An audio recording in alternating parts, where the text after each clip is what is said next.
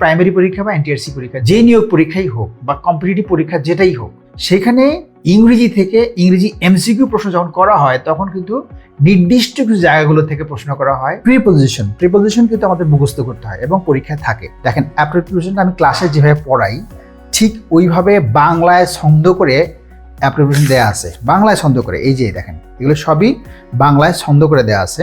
এগুলো দেওয়া আছে কি যে কোনো কিছুর উপর কর্তৃত্ব নিয়ন্ত্রণ করা।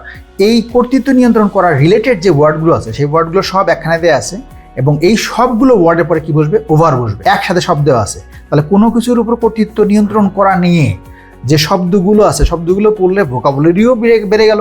এর সাথে কোন প্রিপোজিশনে বসবে সেটা আমার একবারে এতগুলো ওয়ার্ডের একসাথে একটা প্রিপোজিশনটা মুখস্থ হয়ে গেল। প্রত্যেকটা শেষে কিন্তু এগুলো মনে রাখার কৌশল আলাদা করে দেওয়া আছে। জাস্ট এই মনে রাখার কৌশলগুলো পড়ে এই বাংলা অর্থ দেখে যদি কেউ এই ওয়ার্ডগুলো একসাথে এতগুলো শব্দ পরে কি বসছে এবং সেটা কোন শব্দের মানের থেকে আসলো বাংলায় সেটা দেখা যাচ্ছে, এভাবে যদি পড়ি আমরা তাহলে অ্যাপ্রোপ্রিয়েট প্রিপোজিশন আমাদের এটা আজীবন মনে থাকবে এবং সহজে আমরা মনে রাখতে পারবো। এবং এগুলো রঙিন করে দেওয়া আছে, এতে করে মাথার মধ্যে এটা গেঁথে থাকবে। যেই টপিক থেকে প্রশ্নগুলো করা হবে সেগুলো সবই আছে হ্যান্ড নোটের মতো করে। আর যেই রুলসগুলো একটু কঠিন সেগুলো আমি ক্লাসের মধ্যে যেভাবে বুঝিয়ে দিই, এই যে আমি দেখাই এখানে যে বিফোর আফটার দিয়ে কিভাবে বা বাই দ্য টাইম যদি থাকে কোনো কোশ্চেনের মধ্যে কীভাবে আনসার করবো, ক্লাসে আমি এটা বোর্ডের মধ্যে চিত্র এঁকে যেভাবে বুঝিয়ে দিই এখানে কিন্তু সেভাবে দেয়া আছে। এখানে যে আমরা দেখি এভাবে দেয়া আছে অ্যাজ ইফ, অ্যাজ দো, এগুলোতে কোশ্চেন থাকে। Wish, fancy, would, that, it is time বা ইট ইজ হাই টাইম, এগুলো সবগুলো থাকলে একটা নিয়মের মধ্যে কী হবে সেটা কিন্তু একটা সুন্দর করে চিত্র করে দেয়া আছে। শর্ট টেকনিক এখানে দেয়া আছে। এই যে টেকনিকগুলো অ্যাপ্লাই করলে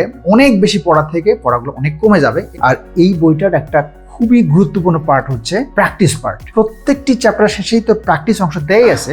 যে কোনো কম্পিটিটিভ এক্সামের জন্য এই একটি বই হাতে থাকলে এবং এটা যেভাবে হ্যান্ড নোটের মতো শর্ট করে করা আছে, রঙিন পেশায় লেখা আছে, এটা থেকে যে প্র্যাকটিস অংশটি করা আছে সেই প্র্যাকটিস যদি সেভাবে করা যায় আর যেভাবে রুলসগুলো আমি টেকনিক আকারে দিয়েছি, ক্লাসে যেভাবে পড়াই সেভাবে দিয়েছি, যদি কেউ এটা চর্চা করতে পারে এবং এটাকে ধরে প্র্যাকটিস করতে পারে তাহলে তার যে কোনো চাকরি নিয়ে পরীক্ষা আর কোনো বইয়ের দরকার হবে না। একটি বই থেকে চাকরি নিয়ে পরীক্ষার 4টি বইয়ের কাজ করতে, জাস্ট এই ছোট্ট একটা বই।